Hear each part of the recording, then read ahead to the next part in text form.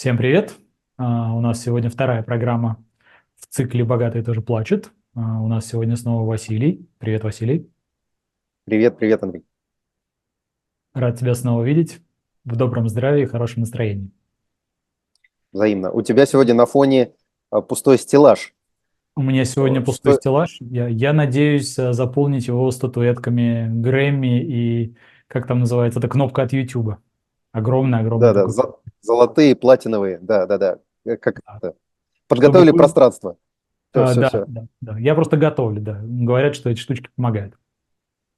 А, Отлично. Отлично. да, мы закончили прошлую программу на шоу «Интуиция». Я на секундочку начну с нее и скажу всем, что Василий победил. Его вариант в 94,9 оказался гораздо ближе, чем мой в 96. Так что, как прогнозист, Василий на уровне своей интуиции оказался гораздо лучше. Но, Ну, кроме того, что Василий с хорошей интуицией, у нас появилась обратная связь по поводу прошлого ролика, который я, честно признаюсь, был совсем не удивлен. Василий, вопрос я следующий. надеюсь, это хорошая какая-нибудь обратная связь, да. Ну, в принципе, она хорошая. Она хорошая, и я бы заглавил ее так. В то время как многие не хотят работать на дядю, в этой обратной связи прослеживается некий дядя. Вот почему-то не поверили люди, что можно просто так взять и выиграть конкурс «Лидер России», устроить свою карьеру. Что это за дядя? И вообще, племянник ли ты? Племянник ли ты? Да, Во, племянник. отлично. Достоин ли ты этого гордого звания? А, Сравнительно недавно смотрел какое-то интервью. А, Там было про из серии «Как добиться в жизни успеха», да, ну, типа, какие главные факторы. Ну, и, типа, выделяли главные факторы: родиться в правильной семье, жениться или выйти удачно замуж. Ну, там, а третий фактор — много работать, и, может, тебе повезет, да. Ну, и, в принципе, реально, да, все... Это действительно очень распространенная история, что родиться в нужной семье — это фактор, который самый надежный. А, ну, конечно, у меня есть и дяди, и тети. Тут еще тети. Шире можно рассматривать. Мы еще и теть там должны держать в уме, да, кто это мог бы быть. Да нет, ну, на самом деле, конечно, у меня есть родственники, но они, помимо того, что поучаствовали, на мой взгляд, хорошо в моем воспитании, не оказали никакого воздействия на мои какие-то карьерные вещи или конкурс «Лидера России» или еще что-то в этом роде. Но надо сказать, что я с этим столкнулся, вообще с этим мнением, с этим вообще пластом. Неожиданно для меня. Я вот не держал его в голове, а потом после конкурса «Лидеры России», после там определенных там проектов, которыми я начал заниматься, я столкнулся с тем, что люди подходили и, в принципе, коммуникацию начинали из серии, э, ну, мы все понимаем, все, все понятно, все же не просто так, мы все понимаем. И как бы со временем это для меня уже стало таким, как сейчас модно говорить, красные флажки, да, в отношениях. Ну, периодически это всплывает. Какой-то. Вот это был красный флажок в коммуникации. То есть это значит, разговор не будет какой-то предметный, о каком-то там, не знаю, какой-то задаче. Люди действительно часто приписывали мне родство, причем с разными людьми. Это не всегда был один и тот же сценарий. И за счет этого гипотетического родства пытались разрулить какие-то свои очень локальные конкретные проблемы. А, ну, я просто к тому, что в итоге люди сами, да, своим поведением, своими домыслами поддерживают, только культивируют, да, этот механизм, когда у нас в обществе быть родственником важнее для карьеры и для каких-то результатов, чем ну, что-то иметь какие-то там навыки, компетенции, не знаю, идеи и так далее, и так далее. А, ну, не знаю, могу предположить, что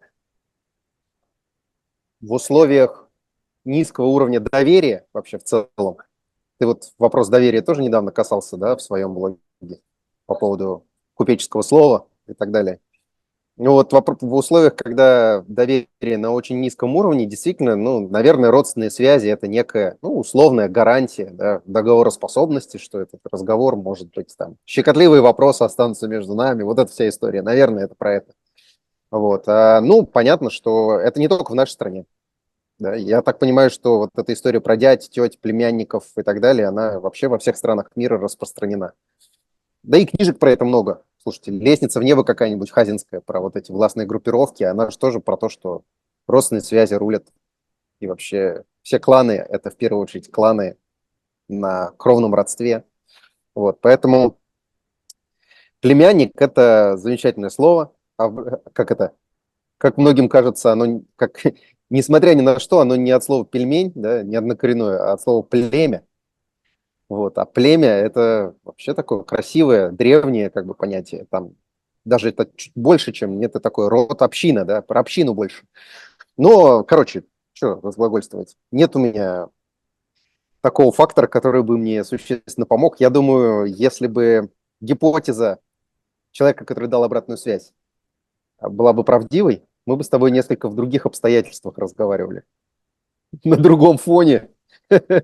Ну и вообще как-то там. Другой бы продакшн себе могли бы позволить. Что, к сожалению. Но и к счастью тоже. Я Окей. своим дядям и тетям благодарен за то, что они мне дали.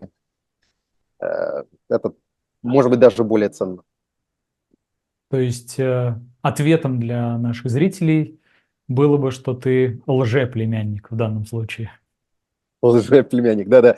Нет, в принципе, я, кстати, ну, уже после очередного захода были мысли на тему того, что, ну, вообще, очевидно, если такой фактор существует, вообще его надо использовать. Но это такая, конечно, на мой вкус, это такая Остап Бендер, да, история.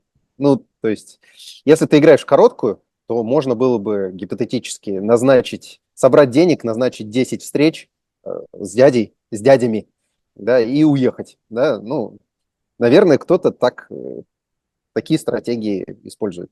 Я в короткую изначально не заходил там, в эти проекты и в эту историю вообще. Поэтому не рассматривал такую возможность выступить как лжеплемянник, да, из серии там. Вы же понимаете, тут не просто так, что порешать. Вот. Ну, я, кстати, думаю, что вот у нас в нашей системе российской, когда вообще в корпорациях есть нюансы с обратной связью, вот это управление слухами, да, тут даже не только про дядю, а вообще разные слухи из серии, кто с кем, чего, там, не знаю, а ты знаешь, кто над ним, да, вот эта история. Вот управление слухами – это вообще отдельная бизнес-функция, может быть, у тех, кто, ну, может себе это позволить, кто имеет ресурсы, да. Эм, Я думаю, что в комплексном пакете стратегического пиара управление слухами – это в России обязательная составляющая, прям must have. Я думаю, что в этом вообще можно преуспеть. Серьезно. Отлично, Тема, вы же отлично. понимаете, что все не просто так, да? Должность сплетницы открыта. Да. Главной сплетницы.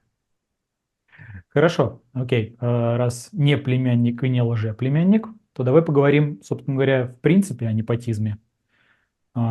Является ли это злом, как о нем говорят, либо в условиях, когда вся система построена в той или иной степени на родственных связях, непотизм может играть и положительную роль. Действительно же какому-то племяннику проще к своему дяде зайти?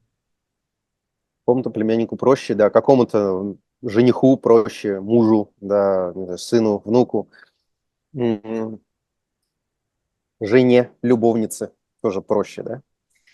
Ну, как, тут смотря с какой позиции, да. Если с позиции личной, ну, то, конечно, такой фактор, как непотизм, раздражает.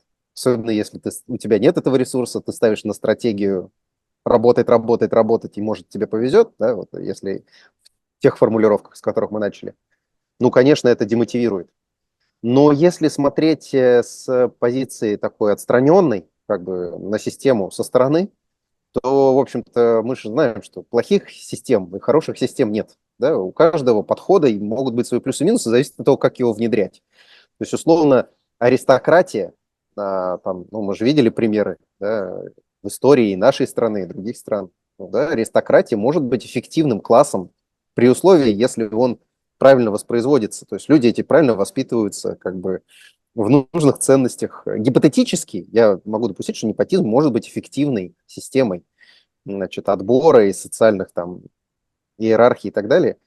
Просто мне кажется, что в настоящее время у нас в стране она не является эффективно выстроенной. Вот так я аккуратно сформулирую. То есть в самом непотизме, может, нет проблемы. Проблема в том, каким образом эти родственные кланы, на каких ценностях они базируются, как они воспитывают новые поколения свои, какие задачи перед ними ставят, как видят свою роль, как видят свою меру ответственности.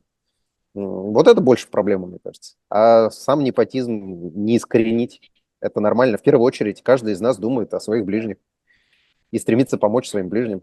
Это естественная человеческая природа, наверное. Хорошо, хорошо.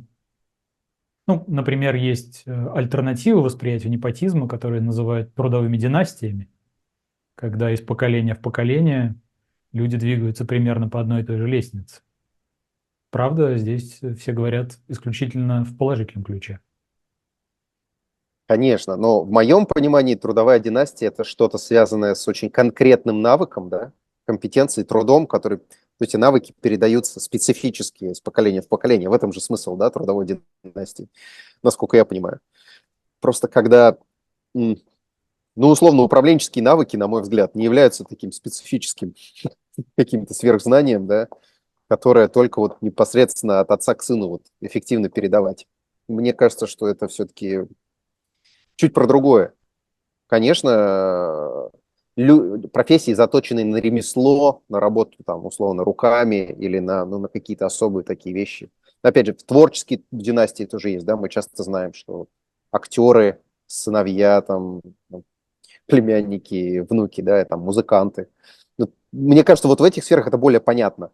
А в сфере управленческой серии я член наблюдательного совета, потому что мой дед был членом наблюдательного совета. Это странная, странная форма Я хорошо умею воспро- наблюдать. наблюдать и советовать. Да. Смотрящий по праву рождения. Окей, еще есть потомственные гадалки и экстрасенсы. Но о них мы Ну еще да, тоже но там, поговорим. там миф-то как раз в том, что это именно, типа, чуть ли, этот дар передается чуть ли не с генами, да, то есть там прям мифотворчество как раз проработано по полной программе. А вот пока мы не придумали, как вот член наблюдательного совета, что ему что-то вот с кровью, с молоком матери передается какое-то особое знание. Вот это надо доработать. Короче, для того, чтобы внедрить полноценную аристократию и жесткие барьеры между социальными кланами, стратами в России, надо поработать еще над пиаром этой истории. Окей, Короче, голубая кровь должна к нам вернуться, и она передается только по наследству. Что-то такое. хорошо. Вернем новую аристократию. Точнее, создадим новую аристократию, вернув уважение к такому классу людей. Хорошо, давай посмотрим на альтернативу непотизму. Все-таки непотизм – это когда управленческие решения принимаются во вред самому бизнесу в первую очередь, без оглядки на эффективность. Когда бизнес, собственно говоря, чужой. И, в общем-то, к непотизму откровенно плохо относится в ситуации, когда ты управляешь бизнесом, будь то государственным или просто каким-то крупным. А, Как форма управления фирма-семья. Что ты на этот счет думаешь? Эффективно ли это? И, точнее, может быть ли это эффективно? Ну, в каких-то классификациях это даже определенный тип организации такой, да, типа фирма-семья. Ну, то есть способ взаимодействия, да, ценности какие-то там, приоритеты и так далее. И у меня, и, насколько я понимаю, у тебя тоже был такой опыт. То есть один из проектов последних, который мы реализовывали, мы по большому счету, в моем понимании, так и реализовывали через модель семьи. Фирма как семья с точки зрения там, распределения ответственности, обязанностей, взаимоотношений. Я считаю, что для небольших творческих коллективов, а мы по большому счету именно творческой деятельностью там занимались, такая модель организации, как фирма-семья, это эффективно, это классно. у нее есть свои ограничения с точки зрения там, масштабирования. Ну, слушайте, если надо масштабироваться, надо менять бизнес-модель. Мы тоже про это постоянно говорим. Вот. А в тех условиях я замечательно вообще отношусь. У нее есть свои минусы, но это очень согревает. Вот. А не путать фирму-семью с семейной фирмой, да, это другое понятие. Вот. У семейной фирмы тоже свои нюансы, ну, все по-другому. А есть еще третье.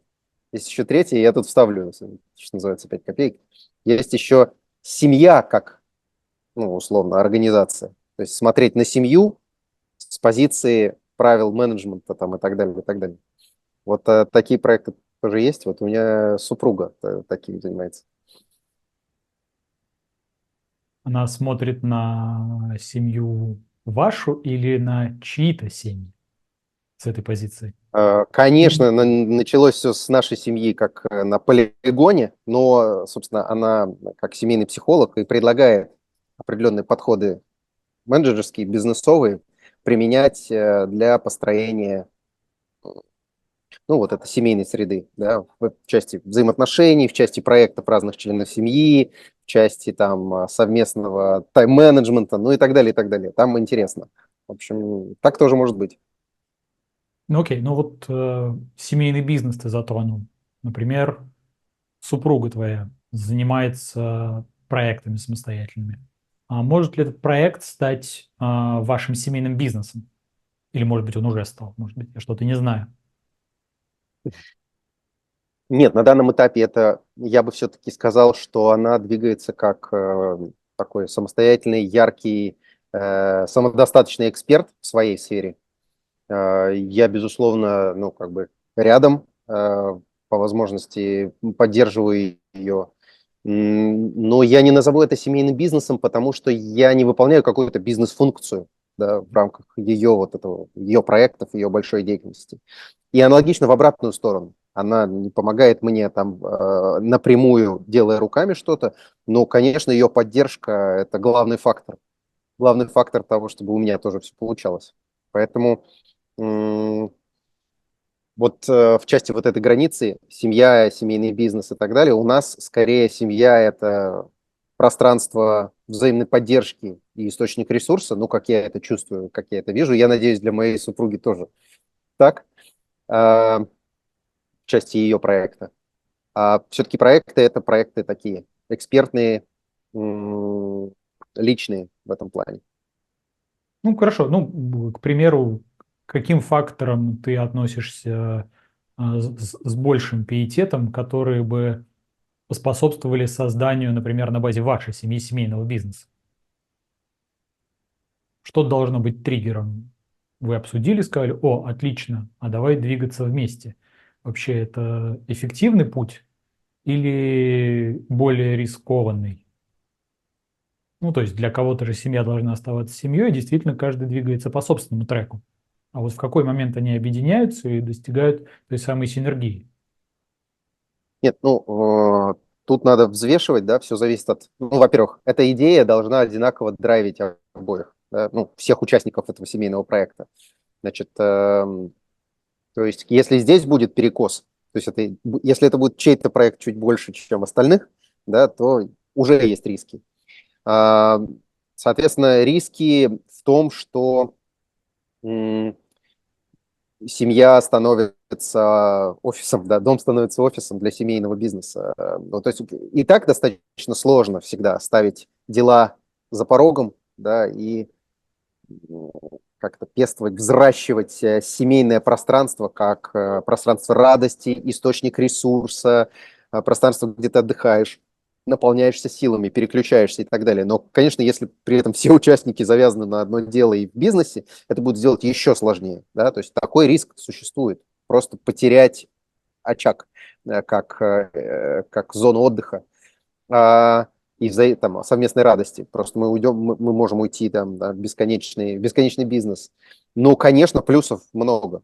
Ну, огромное количество. То есть это доверие, о котором мы сегодня уже говорили, это знание друг друга, это интуитивное уже за годы совместной жизни понимание, как работает, у кого какие коммуникативные особенности, что ты можешь не проговаривать, а что ты должен проговаривать, как эффективнее распределиться. Ну, то есть эти вещи точно эффективно могут быть. И тут вопрос в предмете. То есть, условно, ну, часто мы же можем выделить, наверное, ну, это сложный вопрос, так сходу, без подготовки, но, наверное, можно выделить тип бизнеса, который эффективен как семейный бизнес. Ну, условно, недаром там чаще всего семьи, как семейный бизнес, например, условно, открывают ресторан, да, пиццерию. Значит, это как бы понятно с точки зрения масштаба, да, семья потянет масштабом, все понимают, как это сделать, множество внутрисемейных компетенций, там, каких-то особенностей могут туда транслироваться как конкурентное преимущество, да, и как семейный бренд перетекает в бренд ресторана. Ну, это понятная конфигурация. Там, не знаю, автосервис. Ну, то есть какие-то вещи, которые понятны по масштабу. При масштабировании, тиражировании возникают нюансы, да. Мы много такого знаем. Так что, короче, наверное, есть разные типы бизнеса, я предполагаю. Не только масштаб, но и, в принципе, специфика деятельности, для которых семейный бизнес как формат хорошо подходит. А есть, которых не подходит. А дальше вопрос, что вас вдохновляет, и вдохновляет ли вас обоих пиццерия, или вас обоих вдохновляет что-то другое. Вот, наверное, в этом вопрос основной. Что касаемо наследования. Считаешь ли ты, что это благо, либо это вред, поскольку многие богатые люди, а у нас же программисты богатые тоже плачут, лишают наследников наследства? Ну, не вообще, но в тех самых состояниях, которые они заработали. Считают, что их отпрыски не должны ничего наследовать, а должны получить ту самую удочку и идти ловить. Как ты к этому относишься? Это очень сложный вопрос. У меня, когда я в Сколково учился, руководитель курса был такой известный в определенных кругах очень человек, Волков Андрей Евгеньевич. В частности, в одной из ипостасей он президент Союза альпинистов России, если я не ошибаюсь, ну или был какое-то время. Так вот, он любил повторять нам фразу «детство должно быть трудным». То есть такая вот прям максима. Он прям в рамках нее, он двигается, он живет. Значит, и он абсолютно убежден, в том числе с точки зрения своих познаний в педагогике, значит, что если ты ребенку как бы гарантируешь, ну, что-то, там, не знаю, квартиру, там, шину, долю в бизнесе, еще что-то, ему для этого ничего не надо делать, да, и у него нет сложностей, которые ему надо преодолевать, то это ничем хорошим не закончится. И у этой точки зрения, конечно, есть свои основания. С другой стороны, ну, как действующий отец, это очень сложно выдержать эту позицию. Я бы даже сказал, ну, для меня невозможно. То есть я не могу себе представить ситуацию, в которой я буду намеренно создавать тяжелую, да, там, в том числе эмоционально, да, тяжелую ситуацию для своего ребенка, для его развития, для того, чтобы он преодолевал. У меня девочки, для того, чтобы она преодолевала там препятствия, которые я намеренно ей создаю, для того, чтобы, значит, вырасти. Наверное, возможно, с педагогической точки зрения, да, опять же, это было бы правильно. Есть противоположная, значит, точка зрения, где мы говорим, что надо дать безопасность, семья – это пространство безопасности, абсолютной, там, безусловной любви и абсолютной поддержки. Да. Из этого дальше прорастает желание, любовь к жизни, желание там, какой-то реализации и так далее, и так далее. Вот эта вот дихотомия, значит, она предполагает, что истина где-то посередине. То есть должно быть и обязательно второе, да, вот это пространство безопасности. Но, как бы, наверное, и пока так стихийно так получается, что мы своим детям ничего не обещаем в плане наследства, гарантий каких-то и так далее. То есть, наверное, если возникнет сложная ситуация, мы сделаем все, чтобы помочь, но изначально модели серии, что все будет нормально, мы гарантируем, что к тому моменту, как ты вырастешь, папа заработает там на квартиру тебе там, та-та-та-та. Вот такой конфигурации нет точно, она никогда не обсуждается. и, ну, возможно, никогда и не реализуется по независящим от детей обстоятельствам. Но, в общем, к вопросу о том, что, да, какая-то гибридная история, это во-первых, а во-вторых, еще все дети разные. И по кому-то прям видно, что ребенку, там, в моем случае, да, девочке, вот, что ей нужно преодолевать. Она через это прям, ну, растет, да. И если не ставишь где-то границу, происходит там расхолаживание такое, да, и неэффективно, неправильно, и ей плохо самой. А с другой видно, что где-то здесь, наоборот, надо поддержать, там, оградить от сложной ситуации. Ну, то есть это на уровне, скорее, больше решение принимается часто иррационально, вот на уровне того, как ты чувствуешь из серии. В жизни, к сожалению, происходит так. Не знаю, правильно это или неправильно, но вот я так отвечу сейчас на этот вопрос. Окей. Ты в одном из своих постов на своем телеграм-канале публиковал информацию о том, как руководитель, владелец, неважно, несет свой эмоциональный фон в компанию. Существуют ли способы, как этого избежать? В принципе.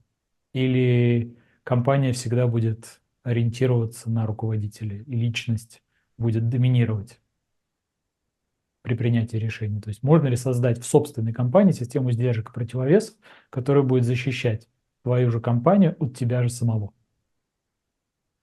Я точно знаю, я видел это на своем опыте, как выстроенные бюрократические механизмы, либо выстроенные бизнес-процессы позволяют первому лицу в операционку вообще не касаться. Вообще теоретически может не появляться, вообще ни с кем не общаться. Вот. И, конечно, в таких ситуациях вообще все равно, что он там как бы чувствует. Другой вопрос, главное, чтобы он тоже держал, да, эту рамку, и когда ему вдруг взбредет в голову, что, блин, все плохо, надо срочно все поменять, да, он не бежал и не рушил уже настроенные процессы, значит, регламенты и так далее, и так далее. А, Я скорее, когда, вот если про тот под говорить, про который ты говоришь в Телеграм-канале, я скорее говорил о ситуации, когда действительно, ну, руководитель максимально вовлечен в эту постоянную, каждодневную коммуникацию, и таких примеров тоже очень много. И у нас в стране таких примеров гораздо больше, да, ну, по крайней мере, вот по моей выборке, да, вот как я вижу, что на личность очень многое завязано, и а, так как очень много процессов хаотически как бы реализуется как попало, очень много завязано на настроение, на то, на взаимоотношения, на то, с кем там, кто ближе в коммуникации, с кем пообщались, с кем не пообщались, как этот испорченный телефон потом идет, ну и так далее. Поэтому, да, в реальной жизни, если это не отработанная бюрократическая машина, ну или там не отработанная корпоративная такая хорошая танк корпоративный, да, то в реальной жизни очень много зависит от личности, навыков, компетенций, эмоционального фона, коммуникативных особенностей первого лица. По факту так происходит, и это важный фактор, с которым нужно считаться. Собственно, я просто пытался обратить внимание на то, что ай-яй-яй, это фактор, как бы давайте с ним тоже поработаем. И мы, кстати, с тобой говорили об этом, что по-хорошему, когда ты приходишь с консалтингом к, допустим, первому лицу, условно среднего бизнеса, да, где, ну, мы, гипотезы, да, допущение в том, что он активно вовлечен в повседневные там процессы и так далее, так далее, так далее. Так работать надо не только с бизнес-моделью, о которой я говорю, и не только с юридическими особенностями, механизмами и структурированием, про которые ты говоришь часто, да, но и еще и с психологией, которые там, которые мы оба касаемся. И так далее, и так далее. Там еще есть аспекты. То есть это целая, короче, такая сложная многофакторная история. Поэтому можно говорить о том, что вообще в экспертном сообществе э, уже структурируются профессиональные гильдии, не буду употреблять слово кланы, но гильдии профессионалов, которые готовы комплексно помогать владельцам и руководителям бизнеса. не только про финансы, не только про юриспруденцию, но и про психологию, и про семейные отношения, и про стратегический пиар, и про лоббизм, и про все угодно, что угодно другое. И, в общем, это, мне кажется, за этим большое будущее. Отлично, отлично. Комплексное решение проблем. Да. Василий, вот мы уже, раз уже затронули твой телеграм-канал, обсуждая твой последний пост в нем, по крайней мере, на момент записи он был там последним. Возникает вопрос. Очень часто я слышу комментарии на подобного рода каналы о том, что слишком много вопросов, которые освещаются, они говорят, что надо делать. То есть они постоянно создают матрицу твоих будущих желаний, создают для тебя поле для осмысления. То есть, в общем-то, транжирят, как кому-то кажется понапрасну, твой когнитивный ресурс. И все люди хотят услышать ответы, как это сделать. Они буквально в поисках находятся. У меня в этом связи вопрос. Нужно ли людям отвечать на их возникшие вопросы о том, как надо добраться к этой точке, которую ты обозначил своим вопросом «что?». Или этого делать совсем не нужно? Ну, наверное, нужно. Вопрос, насколько подробно, да, в какой части приоткрыть вот это то как, которым, значит, как считается, обладает автор телеграм-канала, ну или условно любого другого там блога, ресурса и так далее. Ну, например, там, я у себя там стараюсь какие-то вещи приоткрывать из серии «как», да? Говорю про формат «как», но при этом я же не расписываю подробно методологию о том, как конкретно это будет сделано.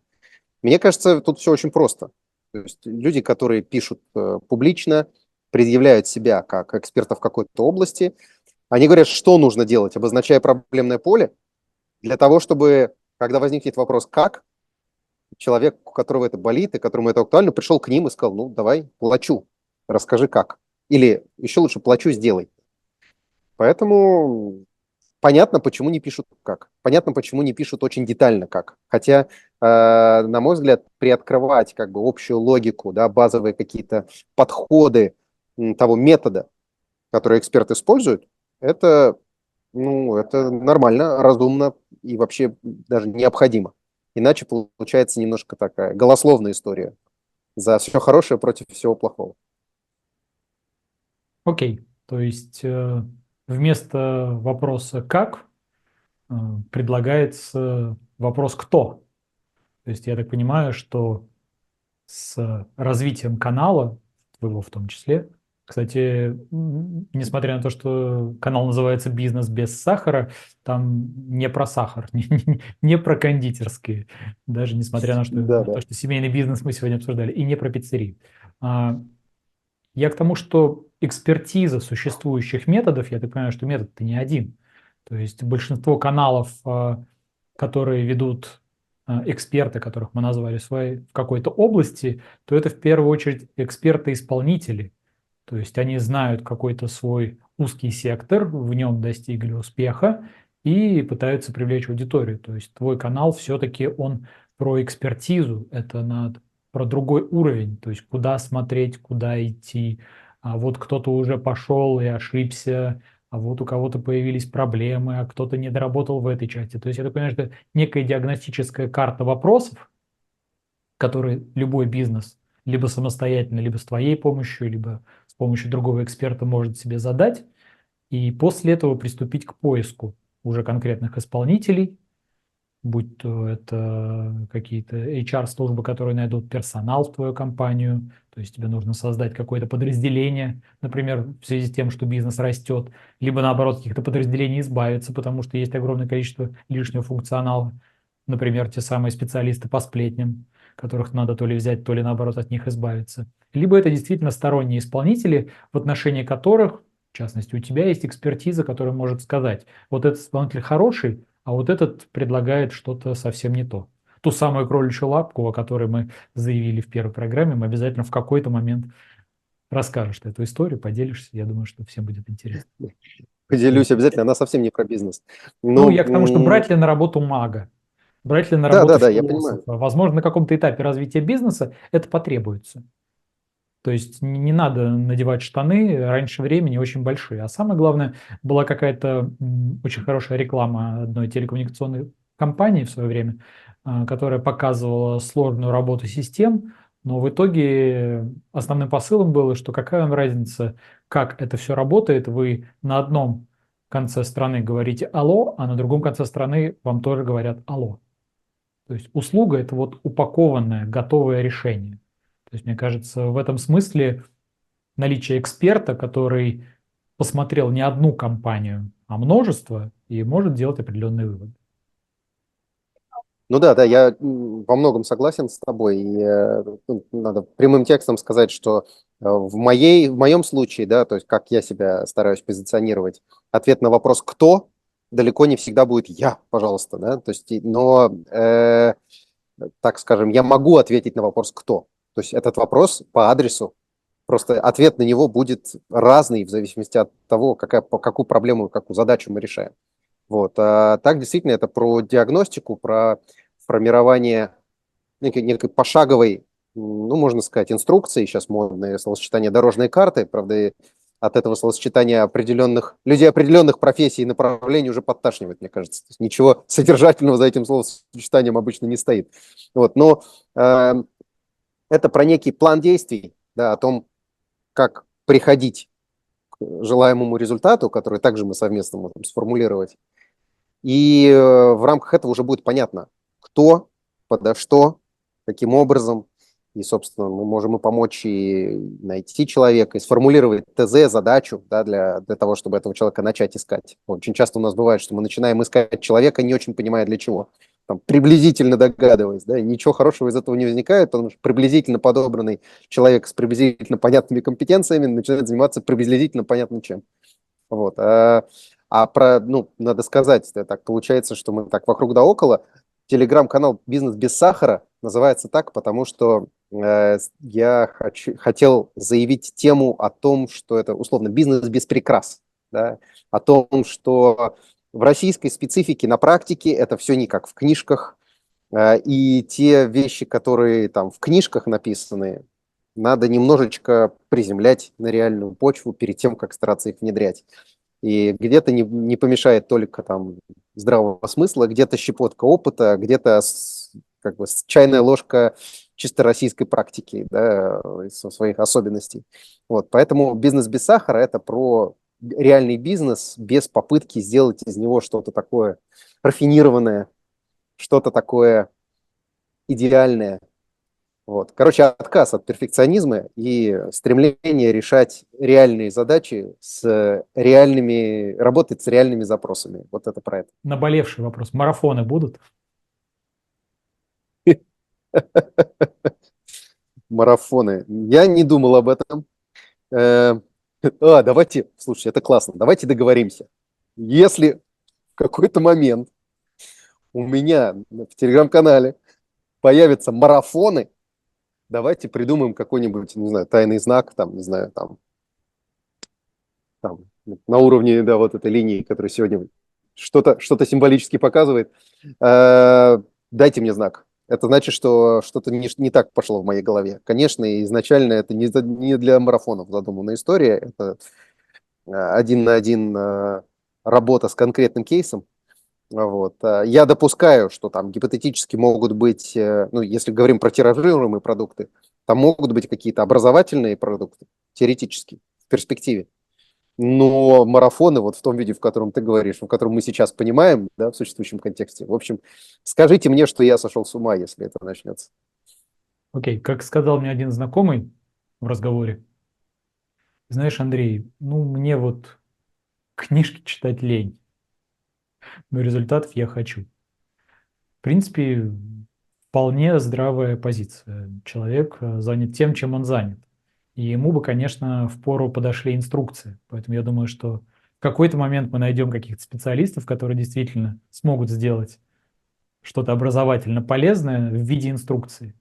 Фраза «бизнес без сахара» в принципе олицетворяет собой одну важную вещь. Зачастую не обязательно что-то добавлять, зачастую надо многое убрать из бизнеса, и все пойдет в правильную сторону.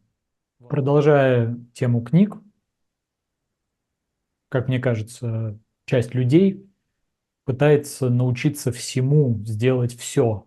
То есть, понятное дело, что предпринимательская деятельность – это про делание, то есть про прилаживание, про тот самый риск. И всех книг прочитать невозможно. Но какие-то должны быть, что называется, настольными, а возможно, что и выборка, и когда кто-то прочитал их, уже поможет. То есть поможет ли Василий адаптировать определенного рода книги к существующим бизнес-процессам? Точно, точно. Во-первых, все книги прочитать невозможно. Во-вторых, часто не очень хочется. В-третьих, вы же, когда книги читаете, вы делаете выбор между тем, чтобы что-то заработать денег, грубо говоря, потратить час на зарабатывание денег, либо потратить час на книгу, которая в перспективе должна помочь, да, вам заработать денег предпринимателю. И я считаю, что даже выборка книг – это уже полезность. То есть сказать, что эти книги не читайте, а эти читайте. Во-вторых, summary, краткое summary, да, книги – это тоже полезность, да, интерпретация. Искусство интерпретации, как мы с вами знаем, это тоже важная история. В корпоративной культуре не с книгами, а то же самое с документами. Мы же пишем, я сейчас говорю там, с позиции там, работника по найму, да, в крупной корпорации. Но такой процесс существует. Да. Сотрудники готовят executive summary для руководителя, у которого не будет времени ознакомиться с 300-страничным документом, и готовят позицию.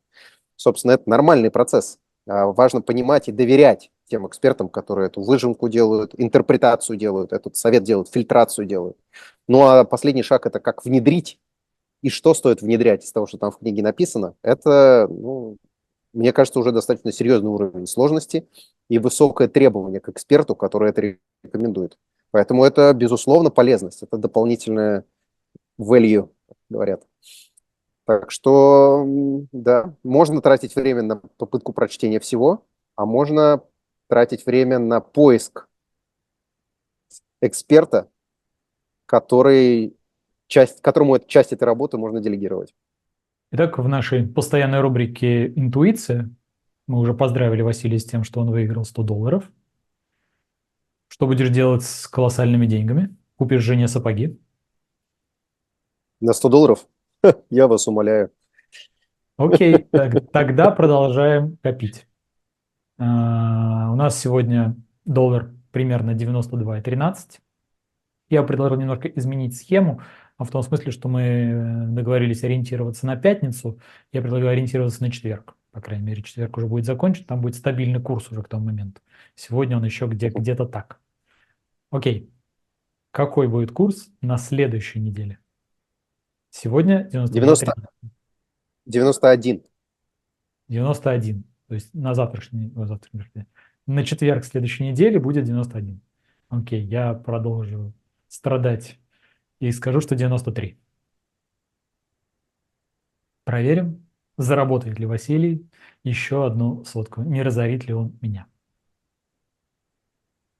На этом Ставки повышаются. хочу всех поблагодарить за внимание.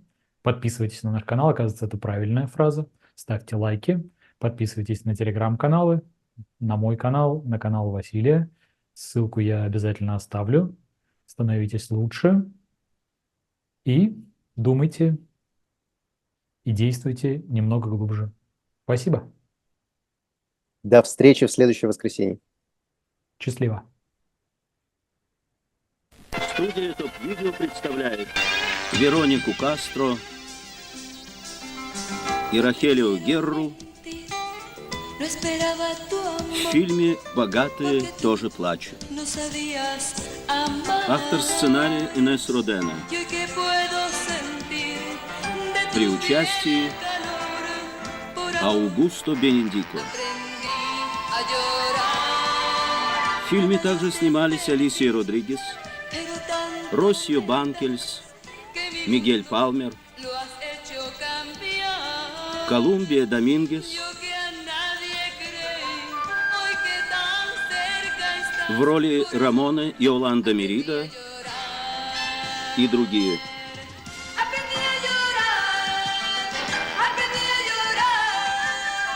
Режиссер Рафаэль Банкельс. Продюсер Валентин Пимштейн.